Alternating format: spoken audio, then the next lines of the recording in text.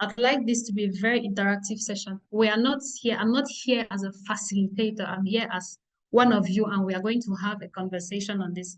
So for our house rules, I want us to understand that everybody's input is valuable. Nobody should feel intimidated or embarrassed to make a contribution. Everyone's input is valuable. And also, we are time constrained, so we would appreciate if you can be very direct. Please, I would like us to keep our cameras on. I would really be grateful if we can leave our cameras on. So we are time constrained, and we would appreciate if during your presentation, you are very concise and straight to the point. And also, we are not very many, so it's going to be interesting if all of us can participate. If we would prepare that if we prefer that I call names, I can do that, but I would prefer that we opt to respond to questions. I would prefer that we opt to participate. I can see why it's smiling. And also, nothing is a taboo. So feel free to make your contributions whenever you want to. Just indicate with a hand show, or you send a message in the text, in the chat section. And usually we are always hearing, think out of the box, think out of the box. Today we've taken away the box. We are no longer thinking out of the box. We are thinking like there is no box. So we just assume that we are in an open space and we have the liberty to think and make contributions as often and as much as we can. And please, when you're not talking, kindly mute your microphone so that we limit the interference. And kindly keep your videos on. I'll be very grateful again if we can leave our videos on. So these are the rules that from my end, I would like to find out if there are any other rules we would like to add to this. If there are any other things we think that we should add, which we have not mentioned here.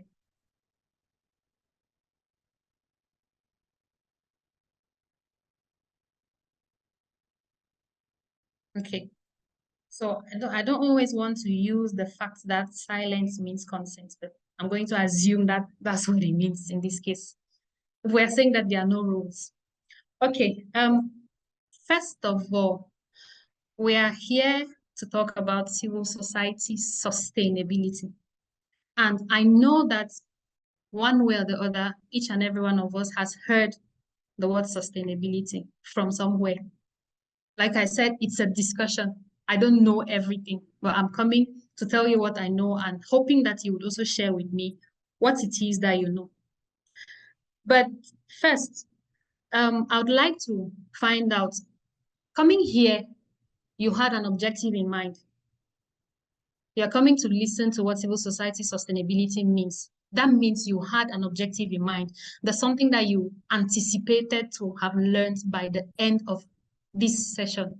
So I'd like us to just indicate by the end of this session, what is the one thing you would want to take away? What's the one takeaway you would like to go home with? So this is what we are going to do. You're going to, everybody, please turn on your caps lock on your keyboard. I want all of us to do this in capital letters. So can each of us turn on the caps lock on the keyboard? So I'm going to ask the question again, and then we all type. Then on the count of 3, I want all of us to press enter. Are we okay with that? Please, you can indicate the thumbs up. You can indicate with a yes in the chat section. You can indicate with a tick. But I'd like us to at least be participating. So what I'm saying is, I want everybody to type out the one thing they would like to take away from this session at the end. Turn on caps locks. And when I count down from 3, I want to see the messages popping in. So are we ready? Okay. So 3, 2, 1, let's go.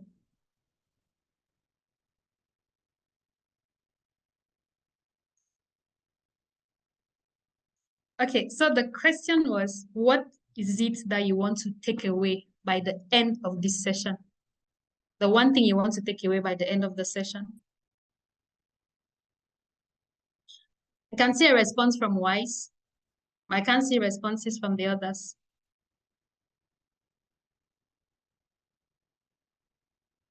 I'd like to appreciate civil societies the more, since I would leave very enlightened. Thank you, Amanda. Appreciation of civil society. Thank you. All right, thank you. Please, I want to see the messages coming in. I can't see the messages coming in. What's the one thing you would like to take away? Better understanding and ways to engage better in civil society. Thank you very much, Chidera. Better understanding and ways to engage better. How to continue to propagate the relevance of civil society. Nice. Thank you, Onajite. Please permit me if I can't spell your names, I can't pronounce your names correctly. Learn more on how civil societies can be sustained. Amazing. I'm hoping that by the end of the session, you would actually get to know that. Okay. So from what I see, most of us want to know how to engage in the civil society sector and to ensure sustainability. All right. Thank you very much. So from our own end, we are hoping that by the end of the session, you would be able to explain the different meanings of civil society. We understand that sustainability doesn't have just a single definition. There's a wide variety of definitions of civil society sustainability. So we are hoping that by the end of the session, all of you would be able to define civil society sustainability from your own point of view. And when I say define, I mean to be able to know that you've understood something, you should be able to explain it to a 5-year-old and they understand. So when I say explain the different meanings of civil society sustainability, that's what I mean. That at the end of this session, everyone should be able to explain the meaning of civil society sustainability to a 5-year-old and they understand. Also, we're hoping that by the end of this session, you'll be able to state the different dimensions of civil society sustainability. So I want us to look at dimensions here. I want us to look at sustainability here like a tree. A tree has different parts. So does sustainability. Sustainability has different dimensions. But each of these parts on a tree contribute to what you call a tree. You have the roots, you have the branches, you have the stems, you have the leaves. So sustainability too has different dimensions. And when you put together, they make up sustainability. So by the end of this session, I'm hoping that you all will be able to have the different dimensions around civil society sustainability, and that you would also understand the different factors influencing civil society sustainability, both positively and negatively. What are the things that hinder organizations from being sustainable, and what are the things that favor organizational sustainability? And then at the end of the day, what we will do is we are hoping that you would be able to use this to determine whether your organizations are sustainable or not. So at the end of the day, we should be able to rank and tell and say, okay, looking at my organization, I am sustainable at this level, I am not sustainable, or what do I have to work on, what do I have to improve, and all that. So I'd like to find out, are we okay with these objectives? You can do a thumbs up, you can indicate in the chat section, just let me know. So I hear Grace says she would like to find out the challenges civil societies are facing. Okay, great. All right, so we'll just move ahead to the next. So my first question would be, what do you understand by sustainability? From your own point of view, what do you understand? Let's keep civil society sustainability aside for now. Let's just talk about sustainability. What does sustainability mean to you?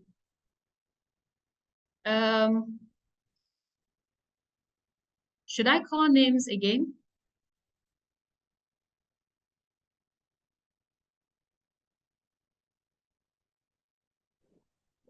Please, can you hear me? Yes, we can. Can everyone hear me? Yes, we can. Okay, so for those who want to talk, please just raise your hand and let me know. I have shared a link in the chat section. Can we all please go to that link? Can we all click to that link and confirm if you can have access to the link.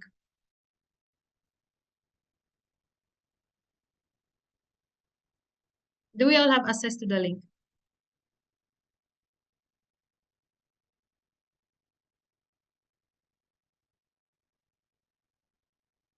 Hello.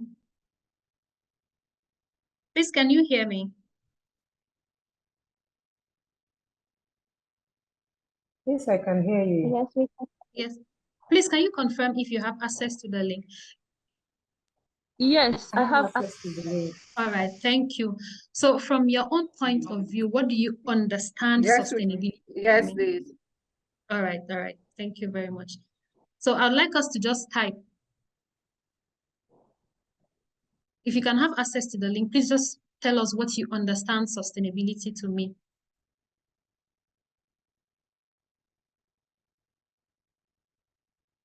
Nice. So I have also opened the board. I'd like to see your ideas coming in. Just tell us, what do you understand by sustainability? What does sustainability mean to you? When you hear the word sustain, what do you understand? If there's anyone who would like to raise their hands and talk, you can please go ahead. I'd like each and every one of us to contribute.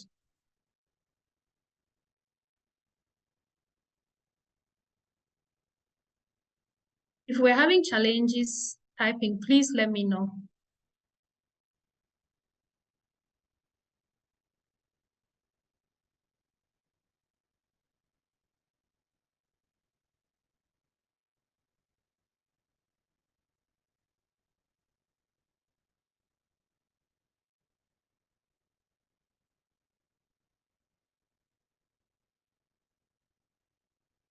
Hi, for those who are just joining in now, we are having discussions around sustainability. So the question is, what do you understand by sustainability? There's a link that has been shared in the chat, and I would like us to access the link and write down what we understand sustainability to mean. The ability to maintain or to support a process over time. Thank you. That's great. Ability to maintain or to support a process over time. I'm waiting for the other contributions.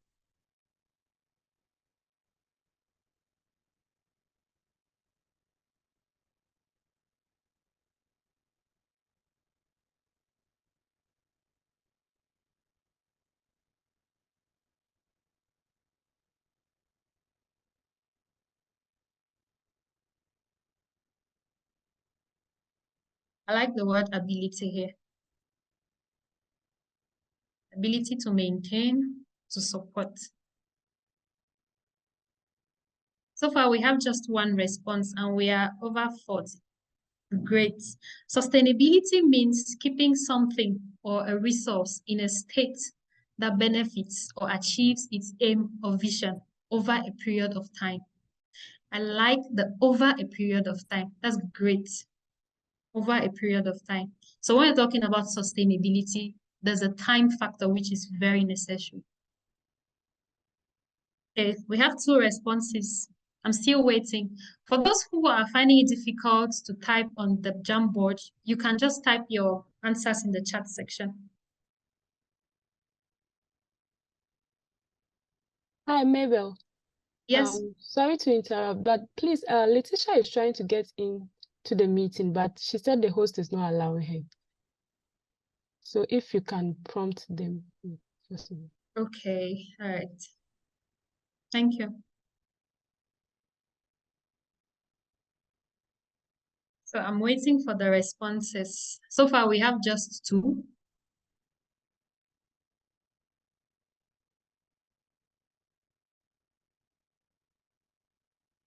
Okay.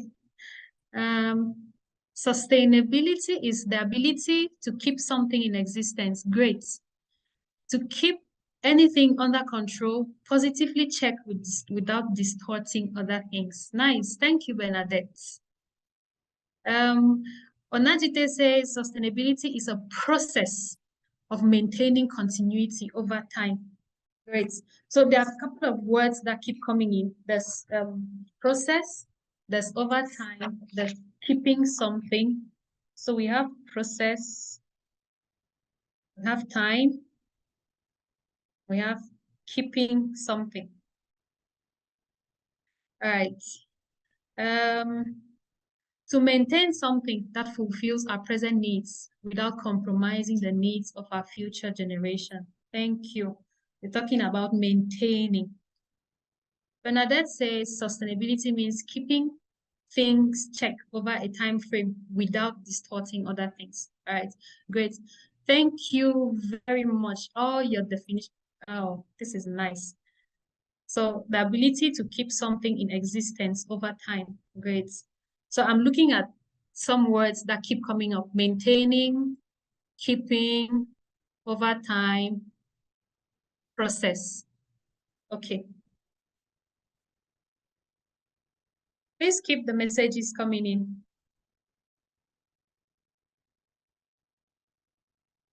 So like we said at the beginning, everybody's input is valuable. So we are open. Everybody should make their contribution. I'm happy with the inputs that are coming in. So like we all have said, sustainability means keeping something from all the trouble in order to use or get profit of it in long term. I like people who are financially focused. There's the idea of getting profits in long term. So in as much as we are saying we are CSOs, is civil society, Conan Ezekiel has brought in the fact that whatever it is that we are doing, we have to make sure that we're getting profits at the end of the day.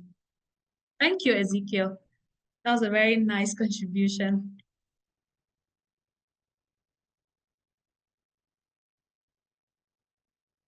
Okay. All right. So sustainability, like we all have mentioned, has to do with maintaining. Sustainability has to do with keeping. Sustainability is a process, and sustainability is time constrained. Sustainability involves time. So a combination of all that we have said, I'm also going to just put together all the things that we have said and then bring some other definitions of what sustainability means. So now we are looking at sustainability from what we know and then civil society. So how do we marry these two to determine what civil society sustainability is? So one of the first definitions that we have on civil society sustainability is the ability and capacity. I remember somebody also mentioned the ability when making their contributions. Said the ability and capacity of an organization to maintain, again, like we all said, the ability to maintain independence, to continually generate expected resources. Ezekiel talked about making profits.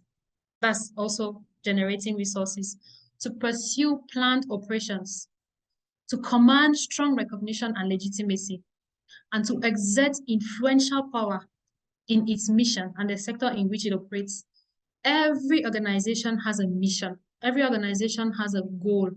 Every organization has objectives, which they set at the beginning. And all the activities that the organizations are carrying out, all the activities which are being implemented are towards achieving a particular goal.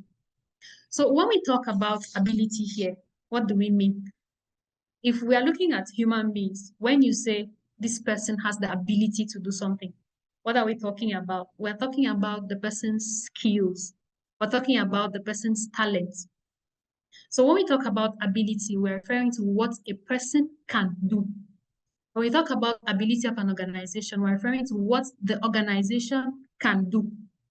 When we talk about capacity of a person, we're referring to how well the person can do that thing which they are able to do. When we talk about capacity of an organization, we're talking about how well an organization can do the things that they are able to do. So when we say ability and capacity of an organization, we mean what the organization can do and how well the organization can do that thing. So we're looking at these words, which some of us also highlighted in our previous contributions, ability and maintaining. So we are doing all these things with an end goal, and the objective is to maintain independence. So when we say independence, I would like maybe one or two of us to just tell us, what do they understand by independence? When we are saying we want to maintain independence, what do you understand?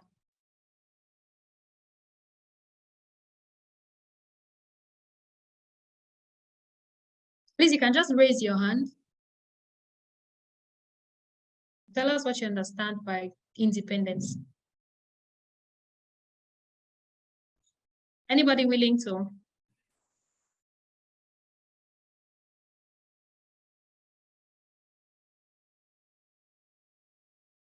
Amanda, please go ahead. Thank you. Okay, good afternoon, everyone. Hi. I understand independence to mean the ability to be alone without external interference. Thank you. The ability to be alone without external interference. Great. Bernadette, please, you have the floor. Independence, I think, is the ability to support yourself on your own without any external help. Exactly. The ability to support yourself without any external help. So with civil society organizations, it's the same thing. The ability of the organizations to support themselves without being dependent on external funding. Just like the both of you have mentioned. I noticed both of you used external, which means that we're all looking at the fact that most organizations, most civil society organizations are dependent on external sources of funding. So the question now is, what happens when these sources of funding stop coming in? Can we still boast of being independent? So if we continue the definition, it says to continually generate expected resources.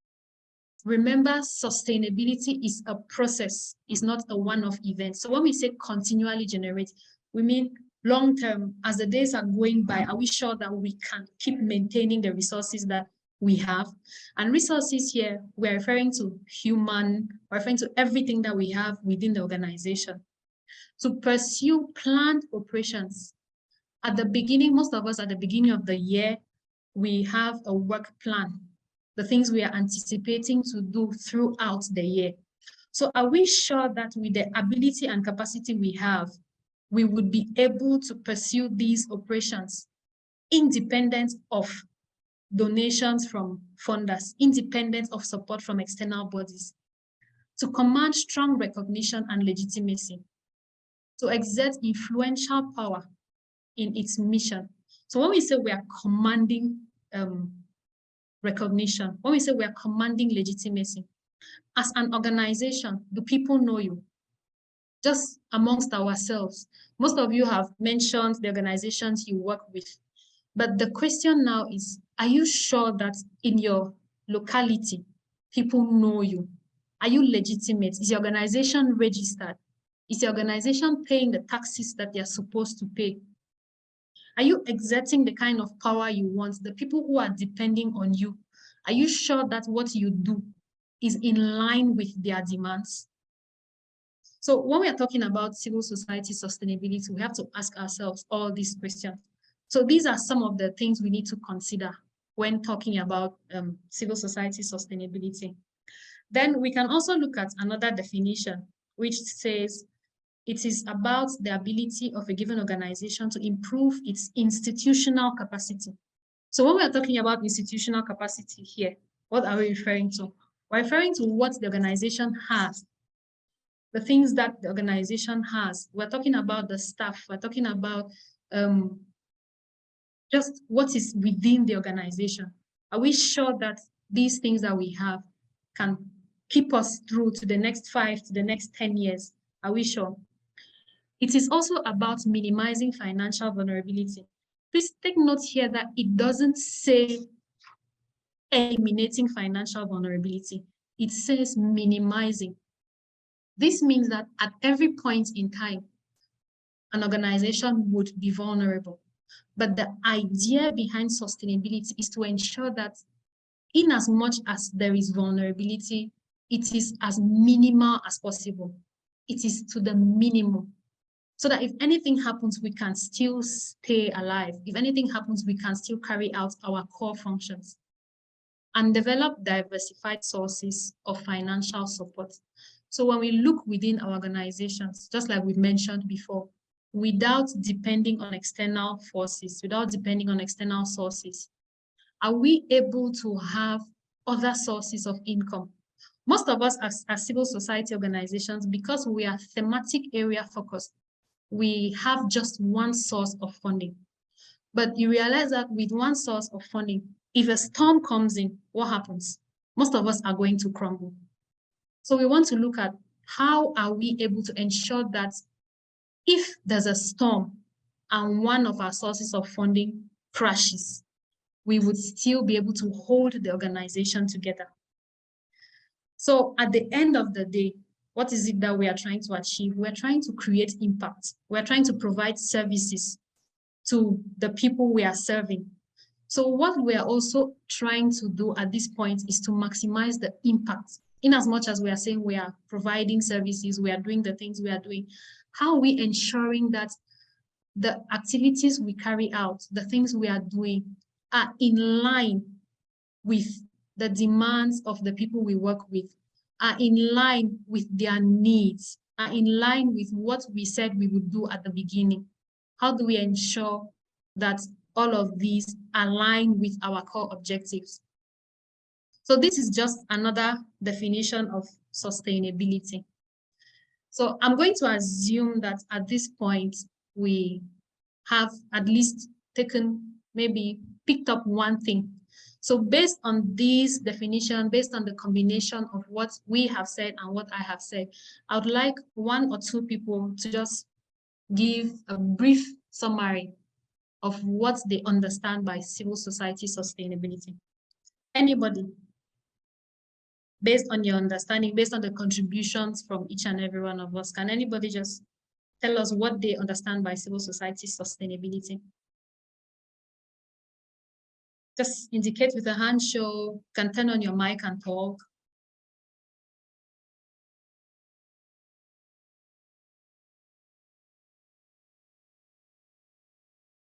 All right, Onajite, please go ahead. Hello. Hi.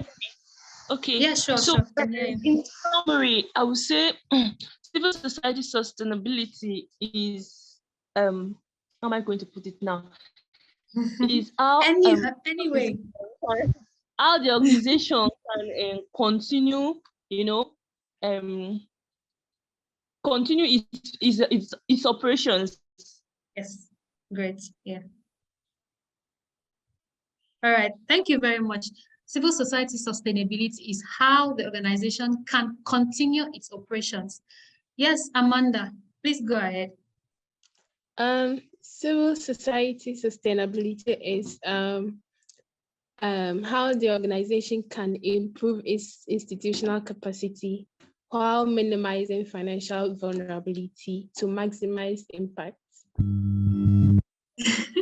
Amanda, why do I feel like you stole my answer?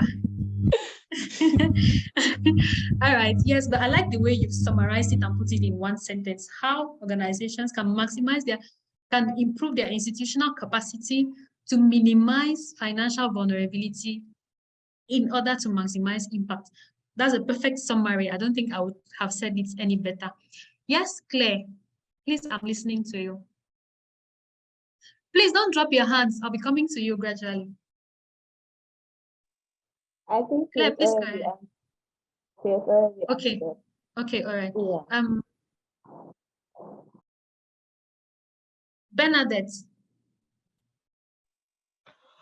Civil society sustainability, to me, I think that is the ability for an organization to maintain his income check, to maintain his balance in how he runs his organization, and without necessarily maybe checking if you have external help, and maybe putting in place other things that will help in keeping the organization growing and functioning properly.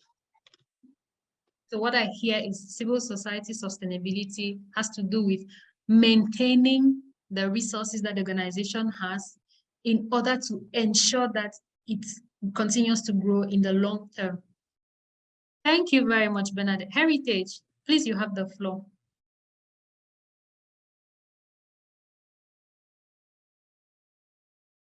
I don't know if you're talking. Can you unmute, please?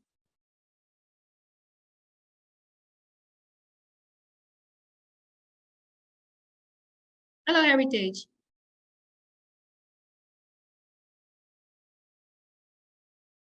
Okay.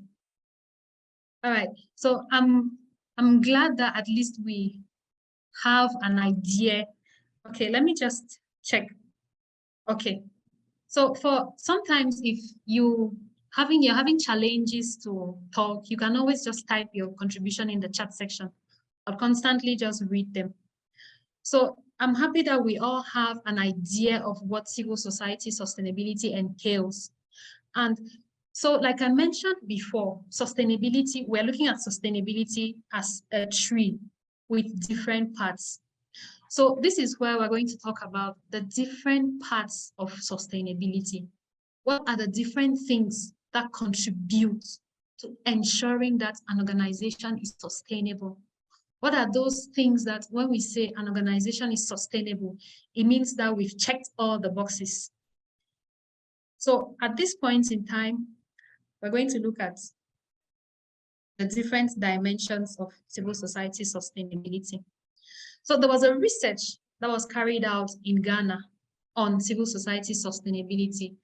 And when the researchers carried out this research, they realized that there are 4 key parts of that tree, the sustainability tree. It has 4 different parts. We have identity sustainability, we have operational sustainability, we have intervention sustainability, and we have financial sustainability. So at this point, I'm going to be calling on us to just, now we understand what civil society sustainability means. So when we say identity sustainability, what comes to your mind? What do you understand by identity sustainability? Please, again, raise your hands, turn on your mic. You have the floor.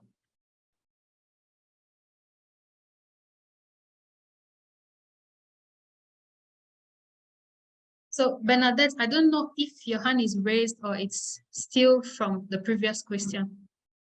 But I'd like us to just talk. What do we understand by identity sustainability? Please, is it possible that we turn on our mics? Is it possible? I'd like to see the faces. It's difficult talking to people I can't see. Please, let's turn on our mics. Oh, the Let's video turn on or our mic? videos. Sorry, please, the video. Sorry, please turn on your videos. I can't see the people I'm talking to, so it's making it difficult. Okay.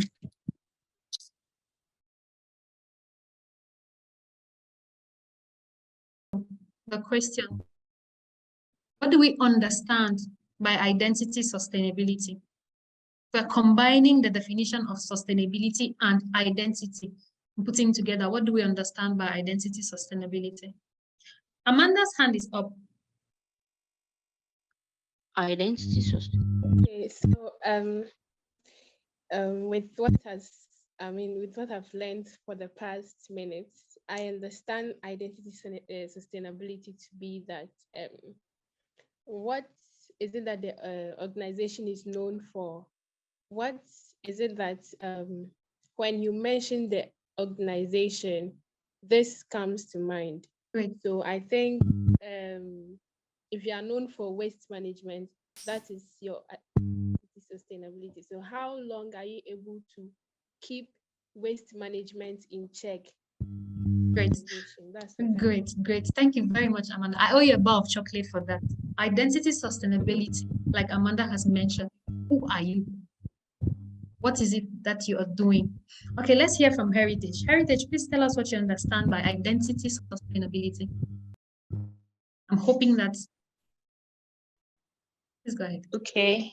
Hello everyone. So I was going to say that I think it can also have to do with the sustainable goals. Like if you identify with any of the sustainable goals, it can also have to do with your values as an organization, your values, what you represent, your core ethics in the organization, and what people know you for. So as regards independence, it might not be a good idea for an organization to, like a civil society or a non-profit organization that is owned by someone, if people cannot exactly separate you from the organization, I think that's when that's like an issue.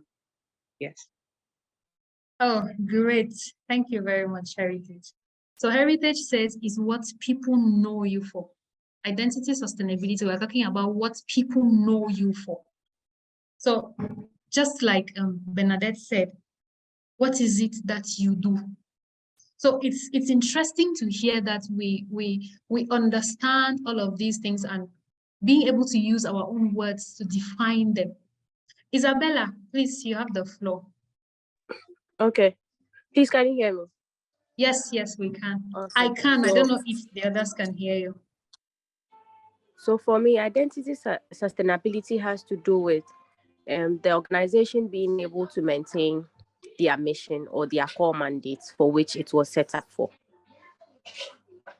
The ability of the organization to maintain their core mandates and then their mission for which the organization was set up for. Thank you. Thank you very much, Amanda. So what I'm hearing all of us talk about is around the organization. What is it that you are known for? What is it that you do? Your mission, your core mandate. What is it how do you exist? What are the things that you do? Thank you so much for these contributions. So now let's move on to operational sustainability. Are we looking at the word operations sustainability? We are merging the two. What do we understand by operational sustainability? Like I said, this is a discussion. And at this point, I'm even wondering why I have to be here to be leading. We should have just sat down at roundtable conference and have the discussions. So when you talk about operational sustainability, what do you understand? I'm going to give prizes to the most contributors at the end of the session. So operational sustainability, what do we understand by operational sustainability? Prince, please go ahead. I joined late, but I'm sorry for joining late. And if I take cues from what my colleagues said, I think it has to do with putting in mechanism to sustain your operations, how you deal with your dealings as an organization or an entity. So maybe let's say, for instance, if it is a delivery service, how prompt are you responding to the needs of your people or those patronizing your service? So maybe if you are distributing an item, is it able to go on time? Do people trust your business? Are you trustworthy, or would they have the confidence in you that when they give you this particular activity, you'll be able to deliver to their satisfaction? And when you're able to do that for a very long period of time, then your operational sustainability can be said to be, up there. Thank you very much, Prince. So your dealings with people, if you say you would deliver this service, are you sure you are delivering this service? How are you delivering this service? Are the services you're delivering meeting up to the needs of those you are delivering the services to? Heritage, please, you have the floor. Heritage seems to be the person who is participating most. Please go ahead. Okay, I think from my understanding, I think it has to do with the structure of the organization, having a board if you need a board, an advisory board if you need an advisory board, but it has to be a consistent flow, maybe contract based or anything. But I feel, there has to be a structure and it also has to be consistent. Thank you very much, Heritage. Heritage has spoken about structure and consistency. Remember again, at the beginning, we said it's a process. So if we're saying it's a process, it means they must be consistent. So For operational sustainability, Heritage has said there has to be a structure. And there's a structure. Is there a board?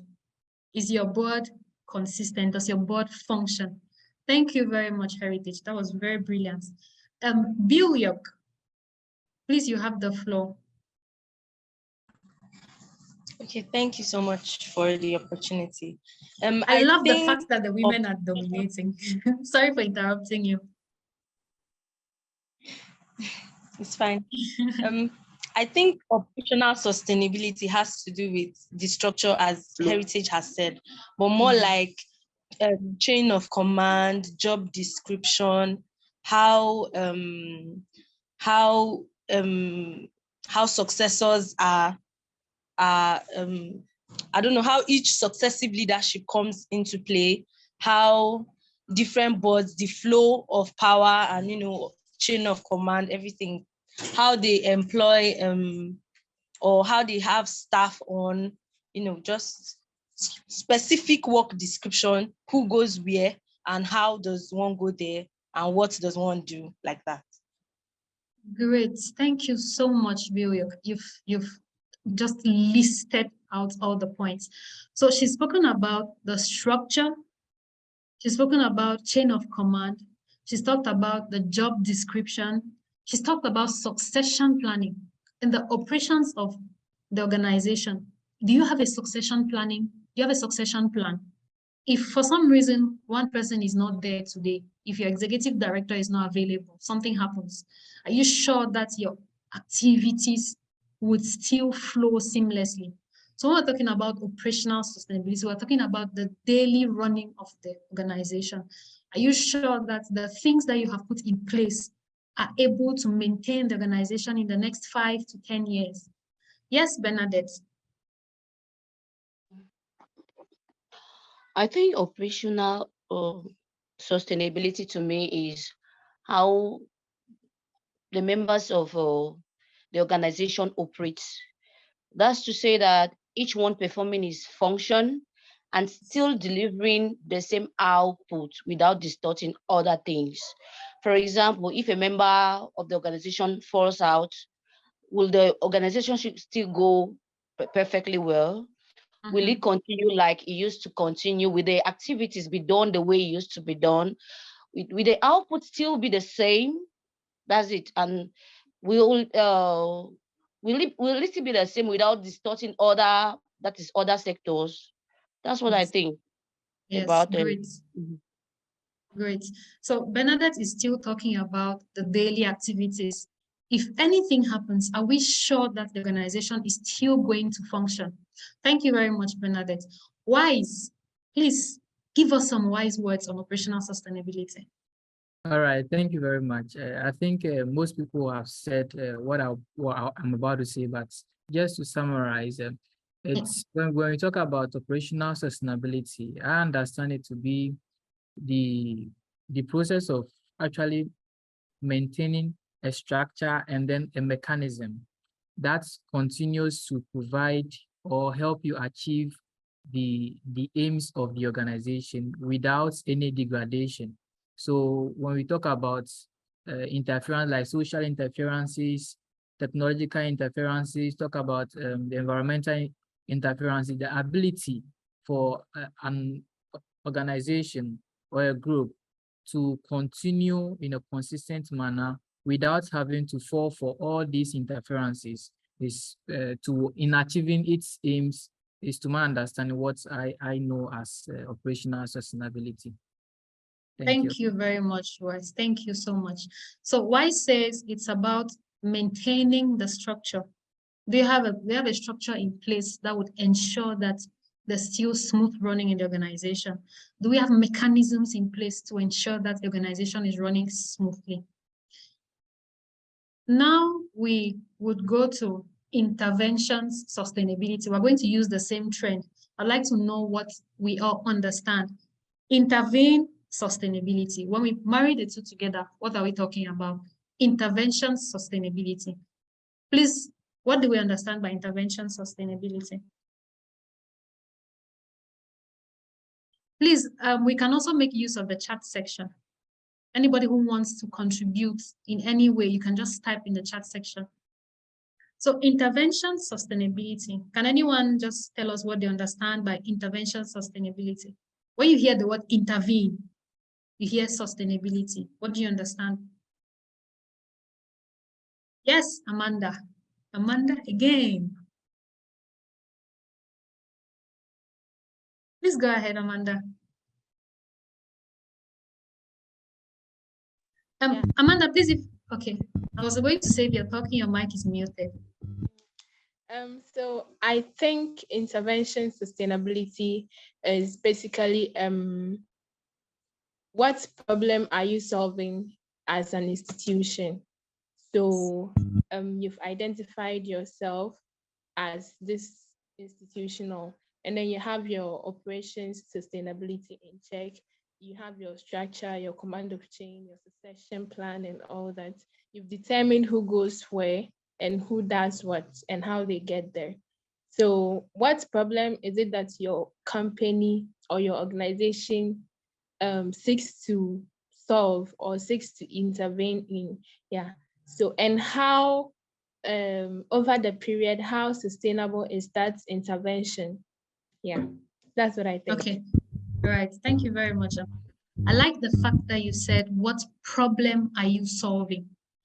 Yes, so when you hear the word intervene, it means you're getting involved in something. You're intervening in something means you're getting involved in something. But the question is, what is the thing that you're getting involved in? Are you sure that that thing you're getting involved in is going to keep you, is going to maintain the lifespan of the organization in the next, keep using 5 to 10 years? So it's what problem are you solving? Please, any other contributions under interventions, sustainability?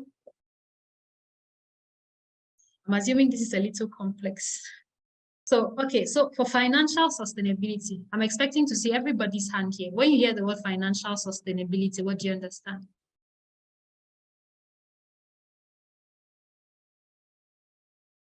I'm expecting to see everybody at least.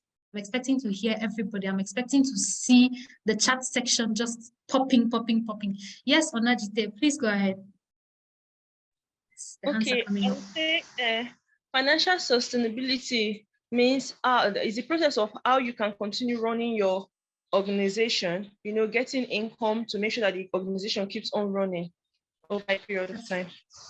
Perfect. I like the fact you used income and period of time. So how are you ensuring that what is coming in can keep you alive over a very long period of time? Thank you very much. Yes, Bernadette.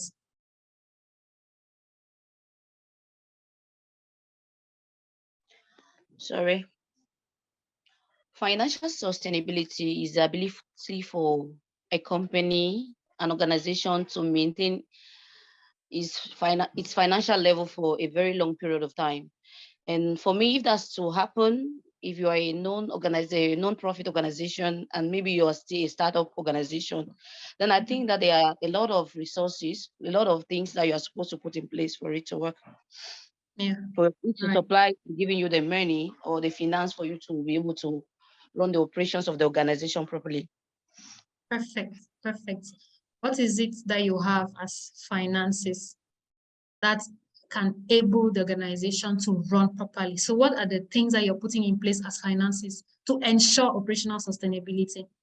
What are the things you're putting in place as finances to ensure that your identity is maintained?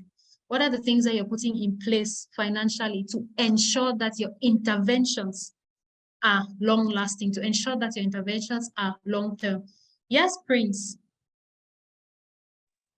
I think just in line with what my colleague said, I think it has to do with having effective mobilization of material and financial resources for smooth operation of the company or an institution, and also putting mechanism to judiciously maintaining the resources at your disposal, so that the other indicators that you have mentioned will come into play. So it's about judicious resource mobilization and effective use of those resources to ensure that the entity or the organization with which you being run will be in operation for an appreciable number of years. Oh, I love the adjectives you used, the judicious mobilization of resources. And even after judiciously mobilizing resources, how are you effectively maintaining and managing these resources? Thank you so much for that contribution. Anu, I find it so difficult to pronounce this name. Can I just call you Wapo? Please go ahead. You can just say Anu. Okay, Anu, please go ahead. Yeah. Okay. So in my own terms, financial sustainability is the ability of an organization to maintain its financial capacity over a long period of time. How do you ensure that whatever you do in the next 10 years, it's bringing profit to the organization? How do you ensure that you what to spend and know the resources to invest in, the asset to purchase, and the debt to keep in check? So it's all about managing finances for a long time. Thank you. Thank you very much. Thank you very much, Anu. So what I'm gathering now from most of us, we're talking about maintenance. We're talking about long-term. We're talking about ensuring that the lifespan of the organization is extended. Maureen, please, you have the floor. All right. To me, sorry, can you hear me? Yes, sure, I can. To me, financial sustainability means the ability to create a model that could ensure that your finances are well put in the right position. For example, NGOs, making sure that you have the right funders, or you have access to the right funders that will give you longevity, and making sure that the right funders, the money that have been given to you, is properly used, because those funders are actually going to, of course, be monitoring that. So you have to have a model that keeps them in check, that keeps them informed about how the money is being managed, because they want some kind of transparency in how you run your organization. They are not just going to pump in money into your organization just because you're doing good. They want to make sure that in any way, whether you are doing a social enterprise or whatever way that you are making that money work for the impact that you're making, because they believe in the impact. That's why the money is coming in the first place. So they want to know how it's being utilized and how it's going to keep going for the next period of time based on your partnership you're going to have. And the success of it in the short term will determine the longevity of that partnership. So it's not just funds of distribution of that fund, it's also managing how the funds come in and how it goes around. Great. Thank you so much, Maureen. So she's talked about creating a model. So to ensure financial sustainability, you need to create a model that would ensure that your organization would keep running. And she also mentioned something about transparency, accountability, and partnerships. For you to be able to maintain partnerships, you need to be very honest with your funders. You need to be very honest with your donors. Nobody, like she said, nobody is going to give you money and you can't tell them what you've used the money for. So as donors, as funders, they want you to be accountable to them. And when we're looking at accountability, we are not just looking at being accountable to your funders. We're looking at being accountable to the people you serve. So accountability here should be both upstream and downstream. Thank you very much, Maureen. Wise, please, your hand is up. You have the floor. All right, thank you very much. In my understanding, financial sustainability is the capacity or the ability of an organization to be able to raise and efficiently allocate resources that would ensure a steady running of the organization over a period of time. Thank you. Thank you very much, Rice. The capacity and the ability to raise resources that would keep the organization running over a period of time. I love the responses that are coming in. It's just amazing to see that we all have this understanding of sustainability, and we've been able to combine the definition from sustainability from the beginning, because I see some of us using some terms like based on the understanding. So it's a combination of so many things that we have already said. So I've taken into consideration what we have said, and then I would just like to probably just present, there's an exercise I would want us to do together. So I want us to do this exercise together. What I want us to do is, if you look at my screen, I've just, the different dimensions are shared into 4. And I want us to take, for each dimension, let's look at identity sustainability, right? We have 4 different points on the identity sustainability. So what we would do is, I want each and every one of us to take a sheet of paper. Just take a sheet of paper, or you could do it on your laptop or anything. So I just want us to take a sheet of paper, and we're going to look at these different dimensions. And then we're going to analyze them and see where we fall within our organizations. So now we look at, let me explain. When we take identity sustainability, right, we have relevance, we have leadership, we have legitimacy, and we have policy. So for each of these points, we're going to rate them on a scale of 1 to 5, where 5 is excellent, 4 is very good, 3 is good or average, 2 is poor, and 1 is very poor. Please, do we understand? Can I get confirmation? Yes. No, I don't. Could you please Okay, so repeat that? Can you please go back all right. again? All right, let me do it again, right? So can we see identity sustainability? We can all Yeah. see that, right? Under identity sustainability, how many points do we have? 5. 1, 2, 4. 4. Yeah, we have 4 points. So what we do is point 1, which is relevance, right? We're going to attribute marks, let me call it marks, to each of these points based on our organizations. Do we understand that? Yes, please. Okay, yes. So the marks are from 1 to 5, where 5 is excellent. So when I say relevance, you look at your organization. How relevant is your organization? And you give a score. Is it 2? Do you think it's good? Do you think it's excellent? Do you think it's poor? Do you think it's very poor? Is that understandable now?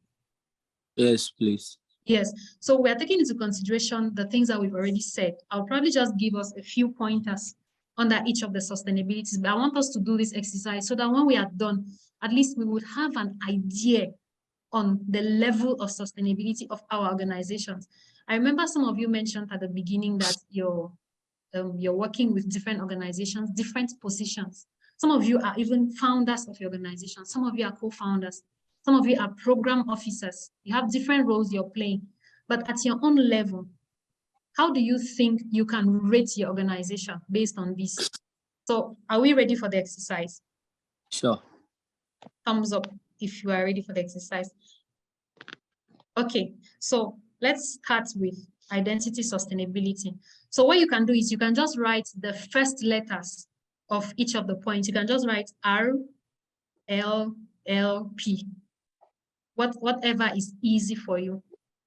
So we're going to rate each of these points on all the different sustainabilities. At the end, I would like to know, maybe get a total score and know how each and every one of us find ourselves under these. Is that okay?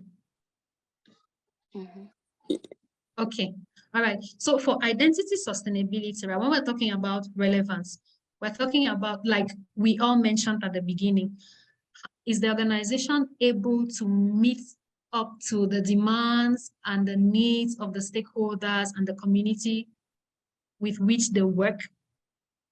So is our organization able to meet up with those things? Do your initiatives create an impact? Are the things you're doing creating an impact in the communities in which we are working? We're talking about, yes. So when you look at relevance, just think about your organization and give a score to your organization based on what you understand by relevance. So when you've given the score, you just let me know so that we can move to the next point. We're going to carry out this exercise. So at the end of the identity, I want to know how much you scored your organization. So are we done with relevance? No. Not yet. Some of us are thinking, let me give it a 2. No. Maybe a 3. If I give it a 2, at the end of the day, my organization is going to fail. So let me make it to pass. This is not an exam. It's just for us to understand the level of sustainability of our organizations. So try to be as rational as possible. Don't try not to be emotional. Just try to be rational. So are we done with relevance? Yeah. Okay, so let's go to leadership and governance. I remember somebody mentioned the ability of your organization, whether your organization has a governing board. And if it has a board, is that board functioning? Because having a board is one thing. Having a functional board is another. There are some of us where in our organizations, we only hear that the board was existing when it comes to probably distribution of funds. When they are talking about finances, that's when the board members come in, just when they're coming to take whatever it is that they have to take. So do we have a board, and is the board functional? So looking at point 2, can we rate our organization? Okay, great. So let's move to the next point, legitimacy and accountability. Now, just like we mentioned also, accountability, you're not just accountable to people who are funding you. No, accountability is an up, down. You're accountable to those funding you, and you're accountable to those you are serving. Do you give updates to the community you're working with on the things you are doing?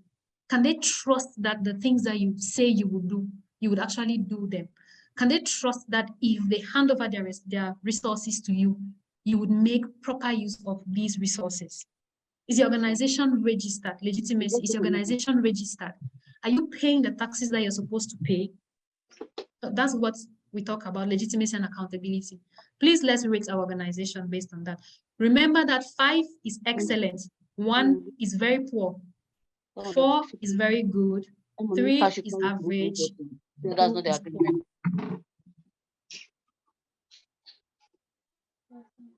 Can we move ahead? Are we done with that one? Yes, please. Okay, so now policies. So within our organizations, do we have internal policies that govern how we work?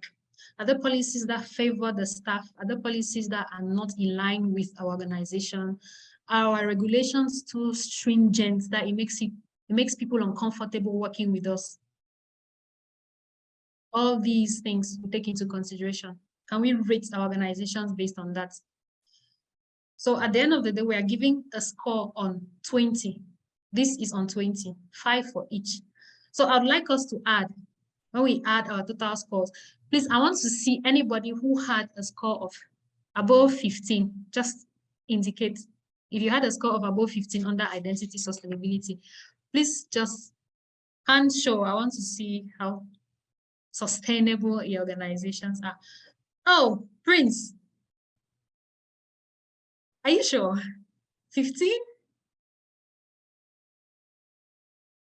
Prince, please tell us how you have above 15. How relevant are you? So is it, I hope it's on our workplaces, right? Yes.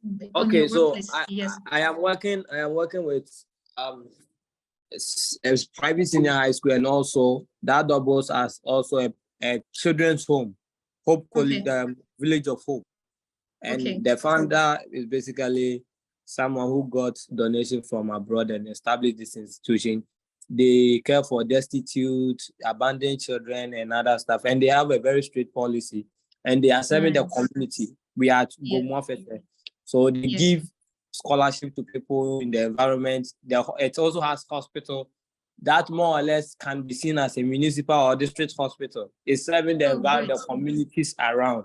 So, and people believe in the entity due to the principle, the policy in place. And in terms of leadership, they have a very effective governing board that's regulated.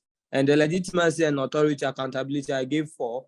Yes, they are mostly accountable to people, that the donors, but not with the workers in the institution. They tend to give, and policy and regulation too, just like you said, does it favor the workers? Sometimes they are focused on the external environment to the negligence or the expense of the workers.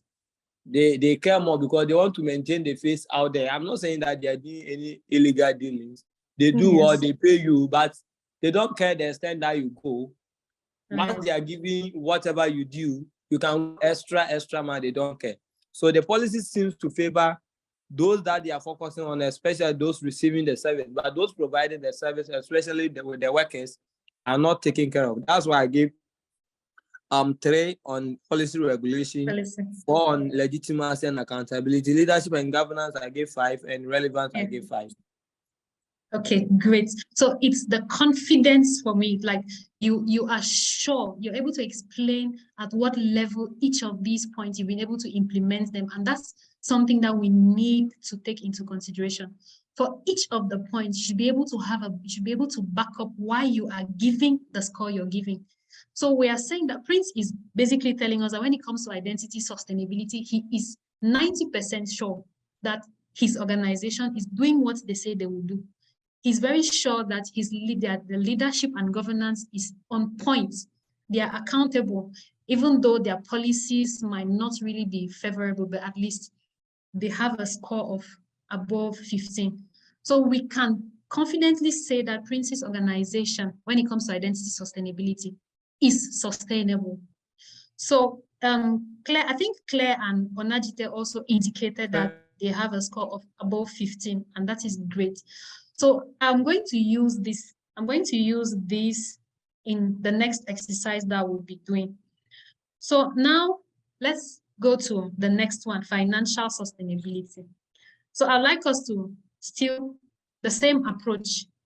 When we talk about financial sustainability, what are we referring to? The ability of an organization to generate and efficiently, somebody said judiciously generate and effectively manage resources. So that's under resource mobilization and generation. Are we able to generate resources and manage them? So let's do the exercise again. Let's give the score under resource mobilization and generation. Please, when you're done giving the score, you can just give a thumbs up, or you can just indicate it, done, done, done. You can just indicate done, done, done.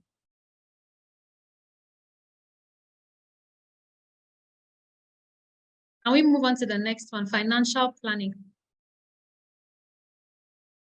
Have we all rated the first point under resource mobilization? Are we done with that? Please, I would like to get confirmation. It's difficult for me to move ahead when I don't know at what level we are. I want all of us to be on the same page.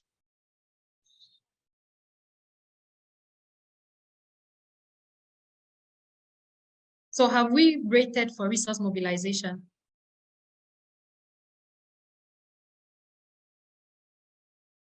Please, can somebody respond? Yes, please. Okay, great. So now let's move on to financial planning. So when we talk about financial planning, at the beginning of the year, have you set your financial goals? Have you allocated resources for each activity? Are you sure that everything under finances is in place? Do you have a plan for your finances? Let's rate that. Remember, 5 is excellent, 1 is very poor, 3 is average, good, average. Sound financial management systems. Do we have a sound financial management system? And we are looking at systems that take in place risk mitigation. When it comes to risk, are we sure that if there is inflation or there is some financial crisis, we would still be able to sustain? Do we have systems in place to cater for risk? Do we have risk mitigation and management systems? Have we rated this? So this is going to be on 15. So the first one was on 20. This is going to be on 15.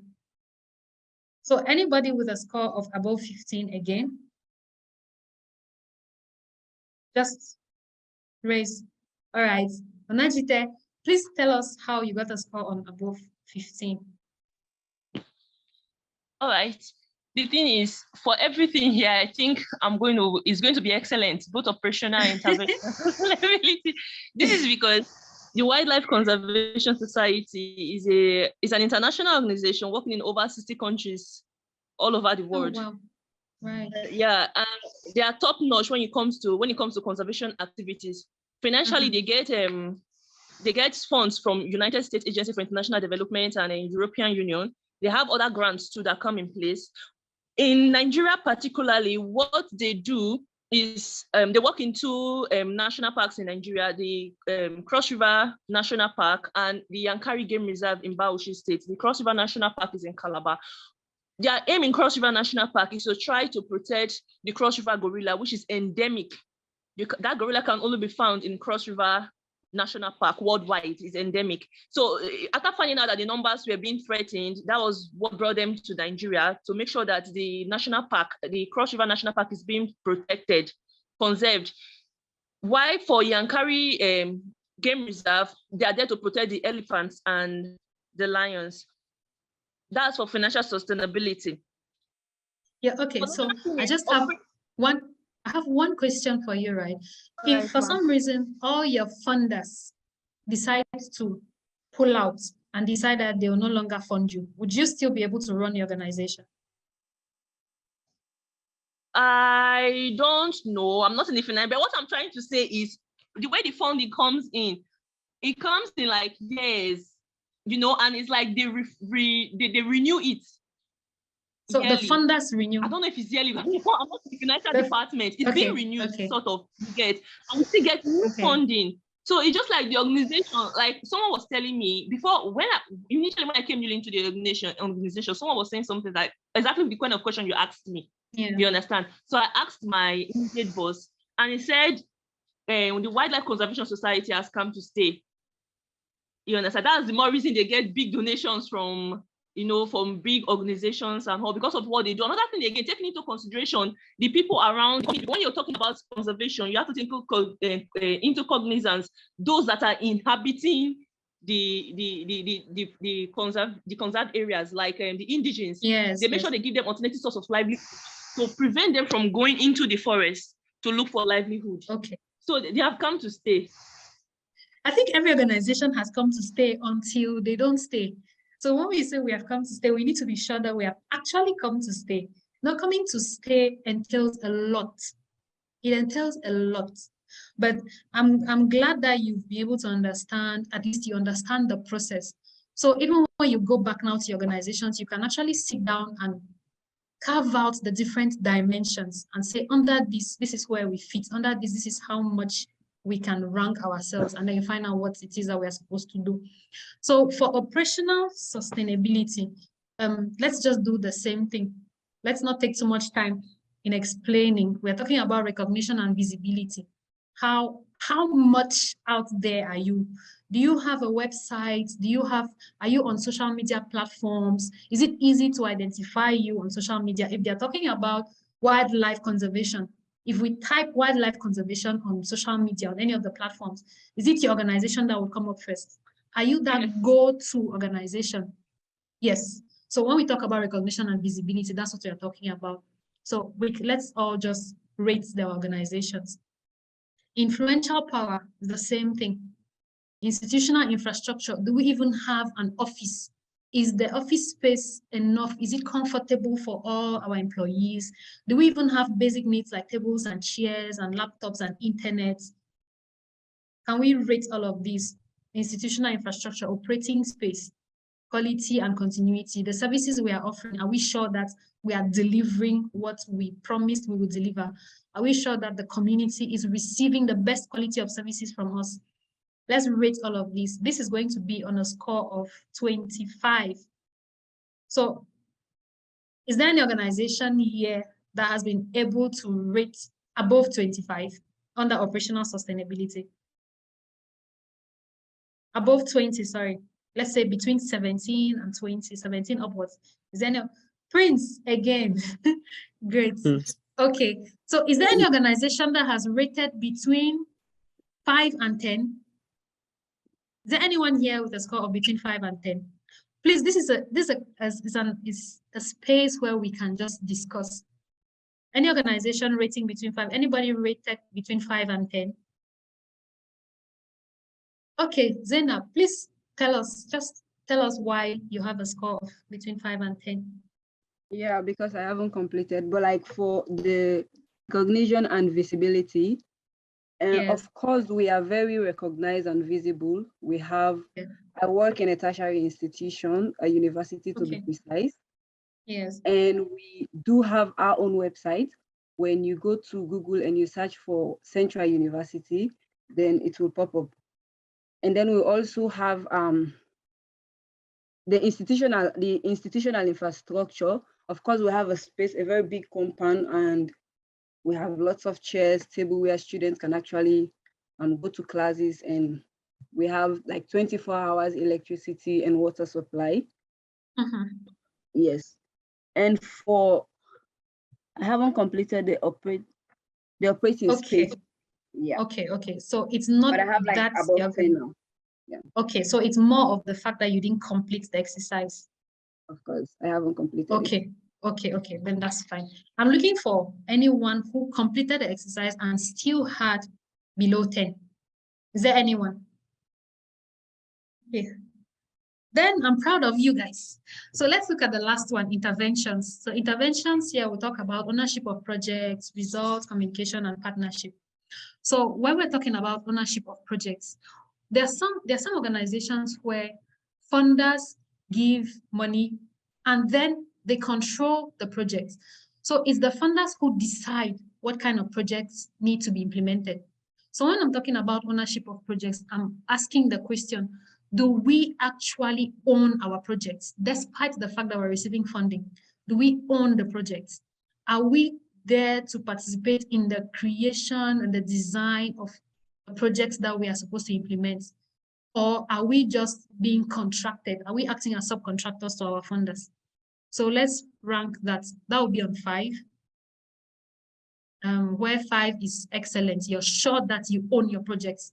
So even if a donor comes in and says, no, I want to do this, I want to do this, you're like, no, this is our project. We are going to carry it to the end. Result communication. We, as organizations, we have success stories piled up within our organizations. But how many of us are actually able to communicate these stories to other organizations that are struggling in these domains? We have organizations where we are doing similar, we carry out similar activities, but then one organization is excelling and the other one is failing. How do we help these other organizations to excel? How are we communicating our results? How do we tell our success stories? How do we leverage the failure stories of other organizations to become successful? Let's rank that 1 to 5, where 5 is you're certain that your success stories are out there and other organizations are benefiting from that. And then partnership.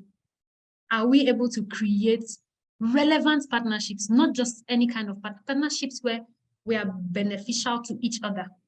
Creating the partnerships is one thing, maintaining them is another. So at partnerships, we are looking at the ability to create and maintain partnerships. Let's rank that. I want to see if there's anybody who was able to have 18 on interventions. I'm specific to 18 at this point in time. Okay. Any organization between, yes, Prince. Again. I think it's not. I want to know. This is 3 points, so I don't think it will go beyond 18. If you have to go by the 5. Sorry. Yes, sorry. 15. Thank you very much for that. So between 10, let's say 10 and 12. Any organization between? Great. Okay. Onajite again between 10 and 12. Any organization below 5? Anyone ranked below 5? All right. Okay. Then this is amazing. So this was just to guide us on. So in as much as some of us have been able to rank very high scores in some of these dimensions, it's very important for us to just take out these points and look within our organizations, look within where the areas where we work. What we can do is we can just outline these points and try to rank them. I mean, when you go back after this and try to rank them and see where you're succeeding and where you're failing, and then try to find out what is causing the failure in each of the dimensions and what are the things that we can do to ensure that we are successful, even if it's not, doesn't have to be 100%, but it has to be a change from the current state. If you're at 50, what are you doing to ensure that you're going up to 60%? If you're at 10%, what are you doing to ensure that you're going up to 20% to 25%? So at this point in time, I'll just want to find out if there are any questions or clarifications or any contributions that anybody would like to make. We can use this before we move to the last thing. Hello. Hi. Yes, please. The ownership of project, I want clarification.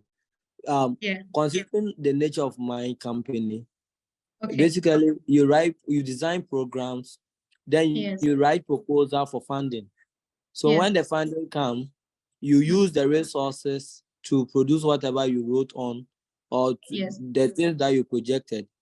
So, Yes. and basically we name those who donated the project. Let's say someone donated a home for abandoned children. So when we finish, Yes. we put the person's name on it. So Yeah. the ownership, is it owned by a person with regards to the fact that we have put the person's name on it, or it still belongs to the company? That's where.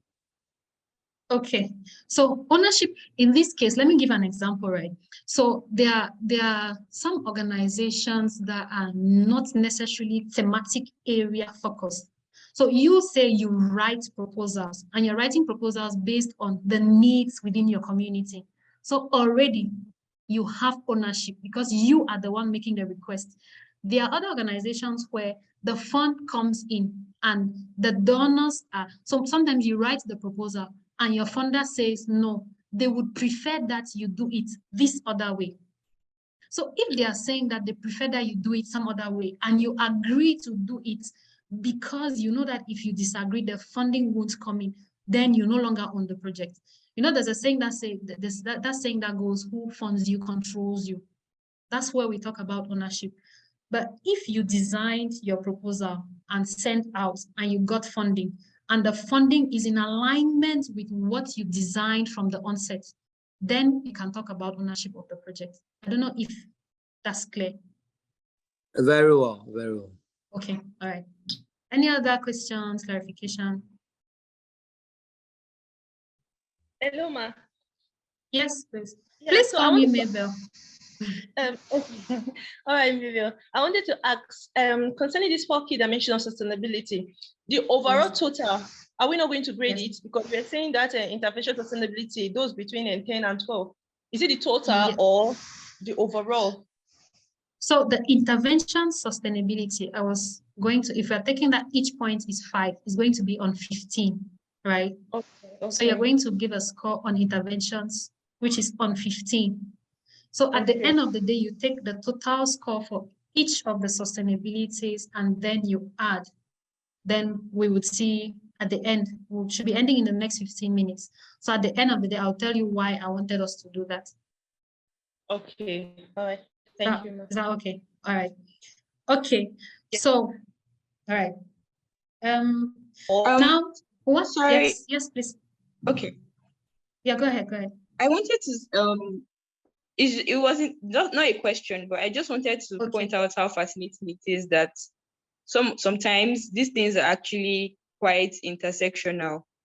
Yeah. For example, when I started the NGO in Nigeria here for girls empowerment, I realized that obviously we had to get registered to get funding. And we also needed to have a board before even getting registered. And after registration, as strenuous as registration was, when it was time to get funding, we were also seeing requirements like, operational consistency for 2 years and just so many things. So I just wanted to point out how like everything just comes together as one. Yes. Very true. And thank you for that. I even missed out on that. And that's very true because even when you look at the different dimensions, you'll see that there are some points under identity that you would find under operations. There are some points under operations you would find under identity and even under interventions. So like she said, they are all intertwined.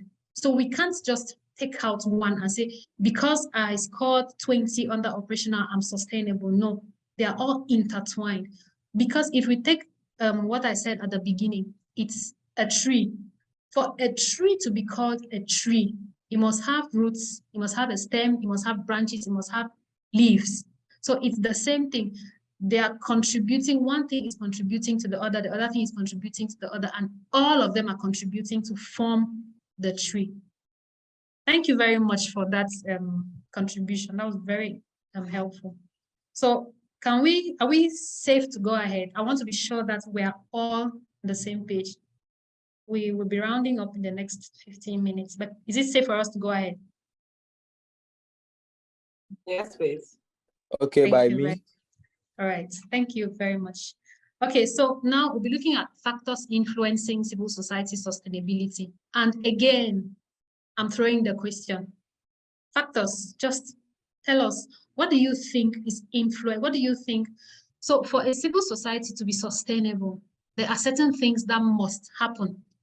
The question is, what is it that's making it difficult for those things to happen so that organizations can be sustainable? What do you think are the factors that would affect civil society sustainability? Based on the experiences we've had, based on the things we've heard, what are some of the factors we think would influence civil society sustainability? I'm waiting for responses, waiting for chats. Finance, perfect. Finances. Any other person? I would say policies, government policies. Thank you very much. Great. Government policies. Yes. Any other? When the policies are too stringent, it makes it difficult for organizations to even exist. So that we're talking about the environment around civil society. Yes, any other question? Any other contributions? Sorry. So within our organizations. I think other competitors too can play a role. Okay, definitely. Other competitors, yes. The floor is open. And I think this is more of environment, but I want to see it from this angle. The area of operation, if your people does not accept your existence and your relevance, maybe if I'm selling a product and the people are not patronizing, I think my operation will be very difficult. Definitely. So in this case, we are looking at relevance. You're not relevant because whatever it is you're doing, it doesn't really benefit the community. So yes, thank you very much, Prince. I also think the ability for an organization to operate independently.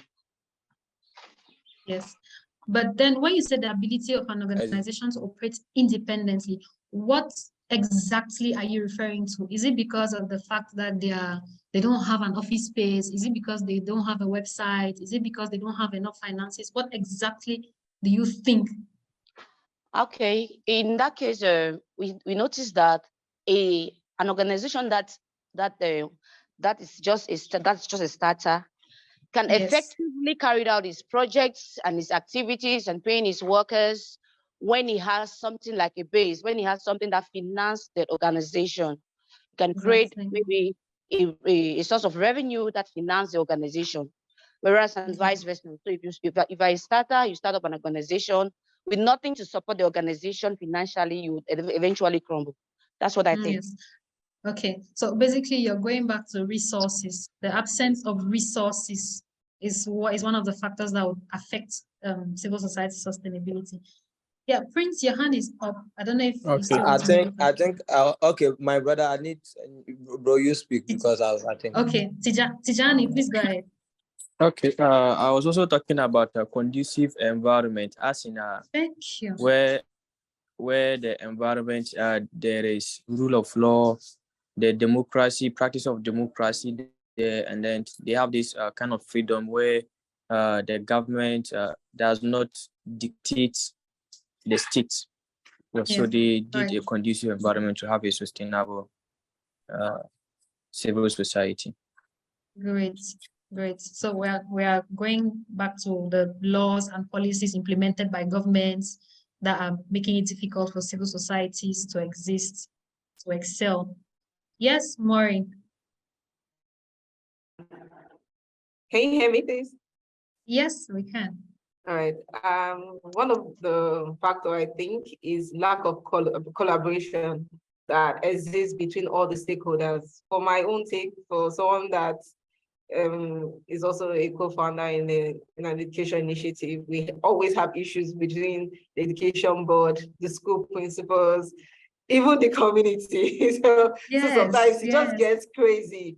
And you have to go back to the drawing board and try to figure out how to please everyone, because you can't do it alone. So you have to have them on board, because in the educational board, the government in charge of that particular sector. So if you don't have that approval, you can't move forward. And the school principals or the school, the person in charge of the schools are the ones involved in making sure that your program actually runs smoothly in the school compound, not regarding what the board says. So you have to please everyone, even the community. Sometimes they'll tell you, you can't do this at this time. You have to do that this time, or these days we can't allow you to run this or this particular event. It has to be, and you have already made plans and you have put money down for that to happen. Resources. And you have done all of that for that to happen. So one of the biggest factors can be lack of collaboration, because most of them don't want to collaborate with you, and they don't want to do the right thing at the right time. Most people just take their time, and meanwhile, while taking their time,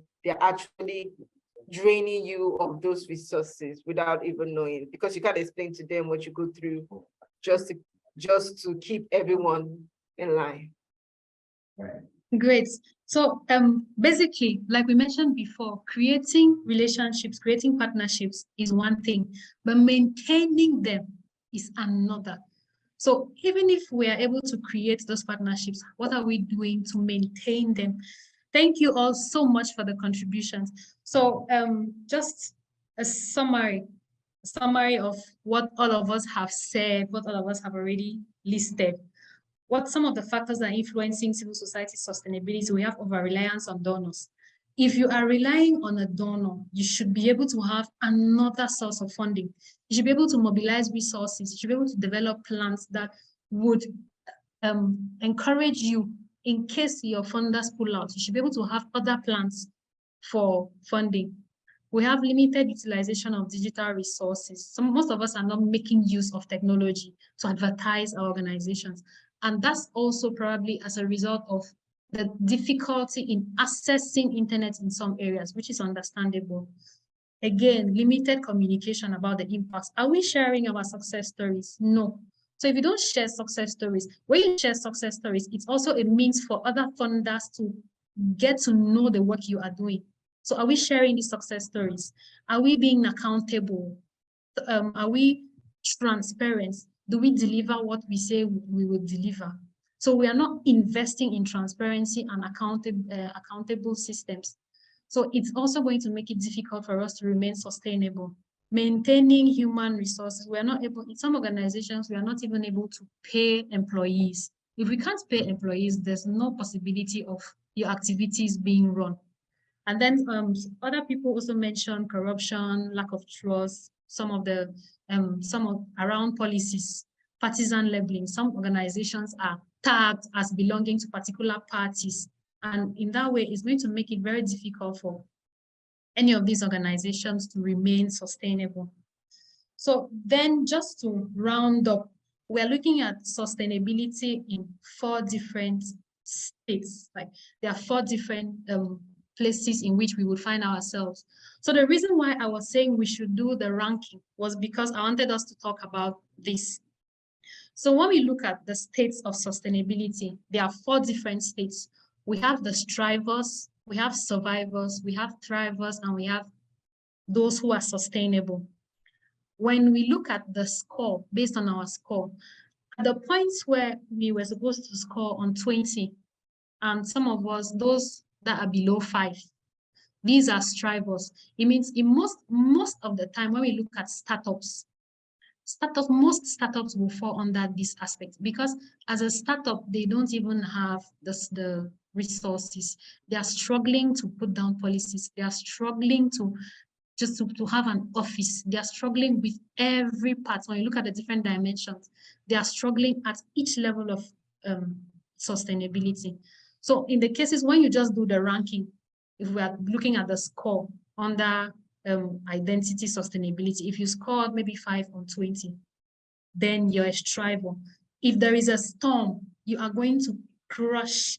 I mean, crushing and crumbling, that kind of crumbling where in the next 2 to 3 years, they won't even remember that you existed. So these organizations that we can comfortably say they are not sustainable. Then we also have survivors. Survivors, when you hear there's a plane crash, you hear that some people survived. And most of the time they survive with probably injuries and a couple of small things. So when we talk about survivors, these are civil society organizations that are struggling, yes, but they are not struggling as much as the strivers. They probably would score a 10 on maybe a 7 on 20 because they have some factors that are positive and they have some factors that are negative. They probably have an office space, but then they don't have enough infrastructure within the office. So these survivors are struggling, but at least they are better than the strivers. For thrivers, they are sustainable. And most of the time for thrivers, their sustainability is short-term. If you exceed a specific period, they won't be able to succeed. So thrivers might have checked and they're about maybe 10 on 20 or 13 on 20. So they have most of what it takes to be identically sustainable, to be organizationally sustainable, to be operationally sustainable. They have most of what it takes. But if a storm comes, they would also struggle to wade through the storm. And then for organizations that we can boast are sustainable, those organizations that have everything in place. And if for some reason their funders say they're going to stop funding them, in the next 5 to 10 years, in the long term, remember that most of us, when we're defining sustainability at the end, we talked about maintenance, we talked about term, we talked about process. So in the next 5 to 10 years, are we sure that the organization will still exist? So for an organization to be sustainable, you're looking at the ability to maintain all these different dimensions and still exist in the long run. So if you're able to check all the boxes, identity, sustainability, you check, operational, you check, and all the 4, you finally check and say, okay, let's just assume that our main funder says, or our funders, let's assume that we have more than one. They all decide that for some political reasons, they can't fund us anymore. We would still succeed. We would still remain relevant in the next 5 to 10 years. These are organizations that can boast and say that they're very sustainable. And if I look at the score, I think Prince, from his results, I think he's one of the organizations that we can say is sustainable because he checked most of the boxes. But then this is not a challenge. It's more of an encouragement. For those of us who have not checked all the boxes, from today, what are we doing? Let's look at the different areas under each of the dimensions and see what it is we can do to ensure that if we are strivers, we are moving from striving to surviving. If we are surviving, let's see what we can do to move from surviving to thriving. If we are thriving, how do we remain sustainable? And if we are sustainable, because this is the most difficult, remaining sustainable is even more difficult than moving from one state to the other.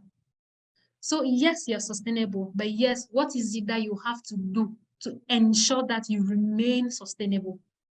That's what we are looking at. What are we doing to ensure that we remain sustainable? So I'm assuming that, or I'm hoping that whatever objectives that we set at the beginning, for some reason, we've been able to achieve at least 1%. I don't want to be over-ambitious. I just want to say at least we've been able to achieve some level of what we hoped that we're going to achieve. At this point in time, I would like to find out if there are any questions, if there are any clarification. And just while we are closing, in the chat box, please, I would like each and every one of us to just indicate one thing that they've learned from today. Just one thing. What is it that you're taking away from today? What is your take-home message from today based on what we have just gone through? What is the one thing you've learned? You can even talk about the one thing that you would do to improve the state of sustainability within your organization. So we can just use the next 2 to 3 minutes type in the chat. If you want to talk, you're free. Again, the floor is always open. You can raise your hand. You can just go ahead and talk.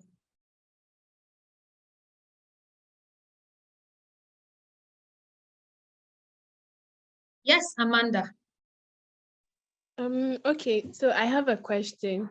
Regarding the 4 states of sustainability. Yes.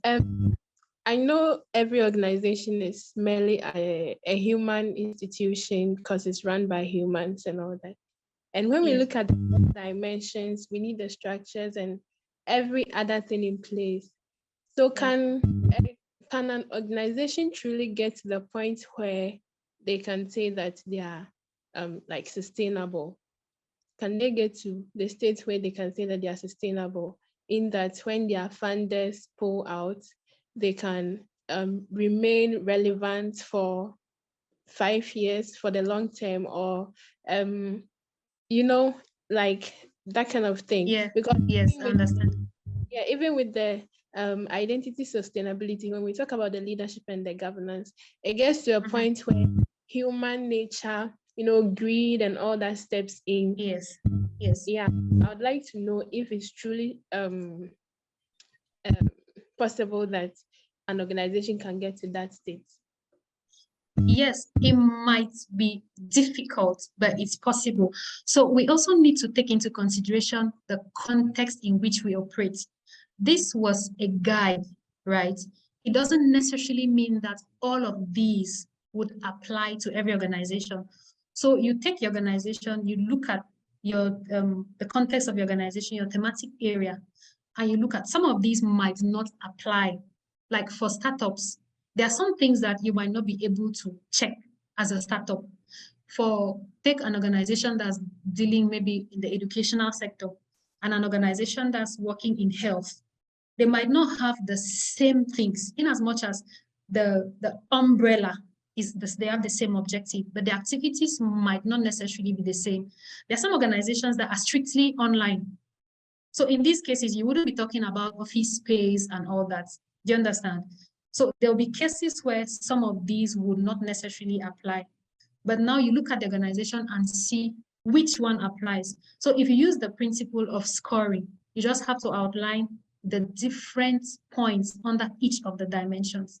So if you're even talking about funding, because I know funding is one of the major things that hinder organizations from being sustainable. We're talking about funding from donors. Have we explored other methods of funding?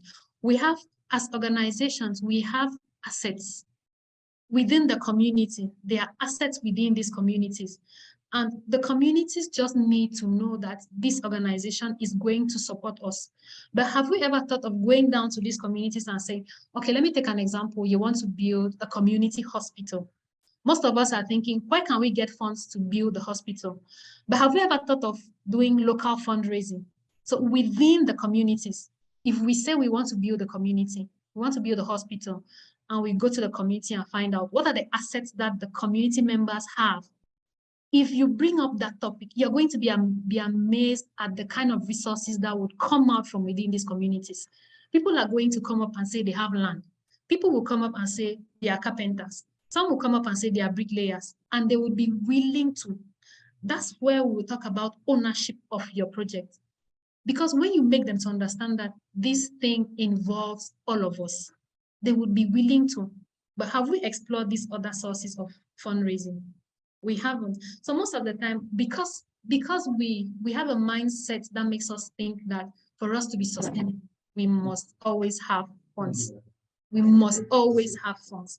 That's where the problem is. There are alternative sources to all of these when you look at it in general. There's always an alternative. So the answer is yes, there is a possibility of an organization actually being sustainable. But you need to, somebody mentioned that we always have to go back to the drawing board. You need to go back and be sure also that we are not over ambitious. Sometimes we are too ambitious, and that's why at the end we realize that we can't be very sustainable. So let's go back to the drawing board and see the things that we are able to do. Let's focus on doing those things. I don't know if that answers your question. I was hoping that it did a little. Thank you. All right, you're welcome. Okay, please, any other questions? I'm still waiting for. Okay, so takeaway messages. I learned that sustainability should be maintained. One thing I've learned is to limit over-reliance on donors. Very true. One thing I've learned is we have to try to be independent of donors to ensure sustainability. Okay, sustainability is key. So from what I'm getting, most of us were probably focusing on over-reliance on donors, and we believe that to be able to be sustainable, you should, in as much as you're getting funding from your donors, you should also put in place mechanisms where you can have other sources of funding.